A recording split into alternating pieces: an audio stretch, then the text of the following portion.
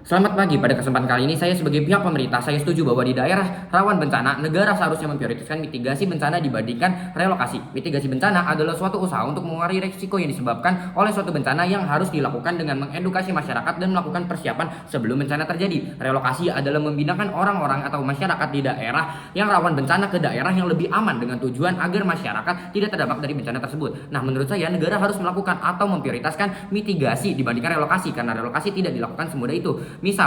Contohnya seperti negara Indonesia adalah sebuah negara yang memang rawan bencana karena dari yang kita ketahui bahwa negara Indonesia berada di wilayah Ring of Fire sehingga rawan terjadi bencana seperti gempa bumi, longsor, banjir maupun yang paling parah seperti tsunami, letusan gunung berapi dan bisa menjadi ancaman yang sulit dihilangkan. Karena di Indonesia adalah negara yang rawan bencana, tetapi kenyataannya negara Indonesia masih kurang dalam hal kesiapannya dalam menghadapi bencana. Pada tahun 2006 di Pulau Sumatera terjadi banjir yang parah mengakibatkan timbulnya banyak korban jiwa dan kerugian karena kurang persiapan dari pihak pemerintah maupun juga masyarakat. Di Indonesia, edukasi terhadap masyarakat tentang bencana masih kurang sehingga menimbulkan kepanikan kepada masyarakat sehingga banyak korban jiwa yang ditimbulkan. Infrastruktur yang ada juga di Indonesia masih kurang memadai, bisa mudah rusak atau roboh jika bencana terjadi dan menimbulkan banyak kerugian bagi negara. Jika Indonesia melakukan mitigasi lebih awal dan lebih diprioritaskan, maka bencana banjir di Sumatera bisa lebih diminimalisir resiko dan kerusakannya. Di Indonesia juga sistem peringatan dini bencana belum dibuat dengan baik. Sistem ini sangat membantu karena masyarakat bisa lebih tahu jika memang dalam waktu dekat mereka akan menghadapi bencana.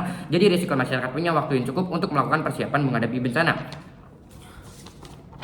Jika kita melakukan mitigasi, kita harus fokus kepada mencegah atau mengurangi risiko karena bencana dalam jangka panjang, karena seluruh masyarakat bisa terhindar dari bencana, lebih siap menghadapi bencana jika sewaktu-waktu terjadi secara mendadak tanpa terdeteksi. Sedangkan melakukan relokasi juga tidak sesederhana itu, karena relokasi memerlukan banyak persiapan sebelum melakukannya. Pertama, relokasi memerlukan deteksi dari atau prediksi terlebih dahulu. Dua, relokasi memakan tempat atau lahan sebagai tempat tinggal untuk orang yang dipindahkan atau dievakuasi.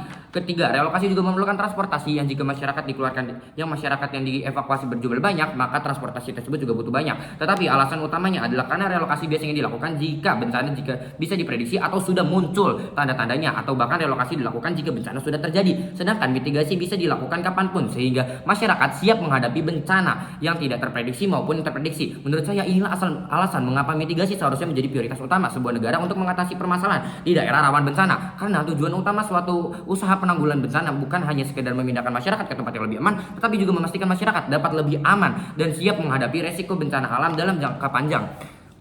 Berikut adalah argumen saya. Yang pertama yaitu mitigasi bisa diprioritaskan karena dengan kita mengutamakan mitigasi, misalnya dengan membuat pembangunan gedung atau rumah tahan bencana, sistem peringatan sebelum terjadi, mengedukasi masyarakat apa yang perlu dilakukan jika terjadi bencana. Contoh-contoh tersebut dapat membuat masyarakat memiliki kesiapan yang baik dan dapat mengurangi jumlah korban jiwa dan kerugian. Karena dalam kondisi yang berbahaya dan darurat, kesiapan masyarakat menjadi faktor utama yang menentukan keselamatan mereka. Bayangkan jika terjadi bencana secara mendadak di daerah rawan bencana, sedangkan masyarakat tidak memiliki kesiapan jika bencana terjadi, maka ini bisa mengakibatkan banyak korban jiwa yang ditimbulkan, lalu kerugian yang dialaminya memakan korban jiwa. Lalu jika dianalisis lebih lanjut, relokasi bukanlah hal yang sederhana jika dipraktekkan.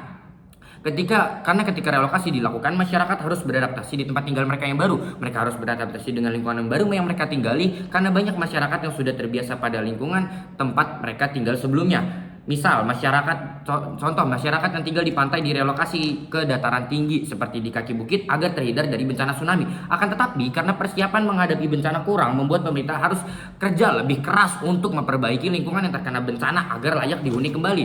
Masyarakat tersebut pun harus tinggal di tempat atau lingkungan yang baru dengan waktu yang lama karena kerusakan di tempat tinggal mereka yang sangat parah karena kurang persiapan menghadapi bencana tersebut. Maka masyarakat yang dievakuasi harus beradaptasi dengan beberapa hal. Yang pertama yaitu dari yang tadinya tinggal di ekosistem alam pantai harus beradaptasi dengan ekosistem alam di kaki bukit. Kedua, masyarakat yang biasanya bermata pencaharian yang mengandalkan laut seperti nelayan harus beradaptasi dengan pekerjaan atau mata pencaharian yang mengandalkan ekosistem dataran tinggi. Dan juga jika relokasi dilakukan dalam jangka waktu yang panjang, masyarakat harus beradaptasi dengan lingkungan sosial yang baru. Menurut saya relokasi justru menciptakan masalah sosial dan ekonomi baru. Maka tujuan melindungi masyarakat tidak tercapai. Sedangkan mitigasi memungkinkan masyarakat tetap tinggal dan menjalani kehidupannya tanpa kehilangan sumber mata pencaharian mereka. Mitigasi juga lebih efisien daripada relokasi jika kita lihat dari aspek biaya atau anggaran. Karena relokasi membutuhkan biaya yang besar karena pemerintah harus menyediakan lahan baru, membangun sebuah rumah untuk masyarakat yang dievakuasi tinggal, dan memulihkan kondisi ekonomi masyarakat yang dipindahkan. Proses seperti ini membutuhkan jumlah anggaran yang besar. Pemerintah harus menyesuaikan kebutuhan masyarakat di tempat baru. Sedangkan mitigasi lebih berfokus pada melindungi wilayah yang sudah ada, misal seperti pembangunan infrastruktur anti bencana seperti rumah tanggul atau rumah anti gempa, membuat sistem peringatan. Ketiga, membuat jalur evakuasi bagi masyarakat dan keempat, dan mengedukasi masyarakat apa yang perlu dilakukan jika terjadi bencana. Dengan ini masyarakat lebih siap dan pemerintah negara juga tidak mengeluarkan biaya besar untuk melakukan relokasi secara besar-besaran. Jadi biaya yang dikeluarkan negara lebih efisien. Selain itu, saya sebagai pihak yang setuju menawarkan solusi penting seperti mengedukasi apa yang perlu dilakukan saat bencana terjadi kepada masyarakat sejak dini. Menurut saya, bencana tidak bisa dihindari jika memang wilayah tersebut memang rawan bencana. Hanya saja kesiapan masyarakat terhadap bencana yang terjadi bisa diupayakan. Contoh seperti di Jepang. Di sana anak-anak sudah diajarkan sejak kecil tentang cara evakuasi, cara melindungi diri, bahkan di sekolah-sekolah mereka dilakukan simulasi bencana. Tujuannya agar mereka ketika bencana terjadi, masyarakat tidak mudah panik karena sudah mempunyai ilmu pemahaman dan siap untuk menghadapi bencana. Solusi kedua menurut saya, negara harus perlu pembangunan infrastruktur yang tahan terhadap bencana. Karena jika kita analisis lebih dalam, kerusakan yang diakibatkan bukan hanya karena faktor bencananya saja, akan tetapi ada faktor lainnya, yaitu infrastruktur yang tidak siap menghadapi risiko bencana tersebut. Misal, bangunan yang mudah roboh atau hancur saat gempa, minimnya jalur evakuasi ketika keadaan bahaya terjadi. Jika infrastruktur lebih kuat dan lebih siap untuk menghadapi bencana, maka risiko yang disebabkan tidak signifikan.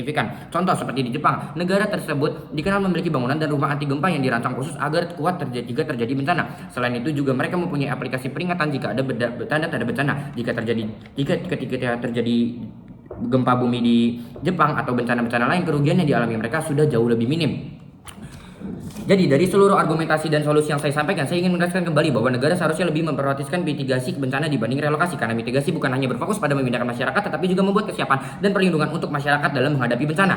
Mitigasi mampu mengurangi dampak bencana, mengurangi kerugian ekonomi yang ditimbulkan, sedangkan relokasi hanya menjadi solusi sementara, bahkan menambah masalah baru bagi masyarakat maupun pemerintah, karena bencana bukanlah sesuatu hal yang bisa dihentikan, tetapi pihak negara memastikan masyarakatnya memiliki perlindungan dan persiapan yang baik jika terjadi bencana. Oleh karena itu, saya dengan tegas menyatakan bahwa di daerah rawan bencana, negara harus memprioritaskan mitigasi bencana dibanding relokasi. Terima kasih.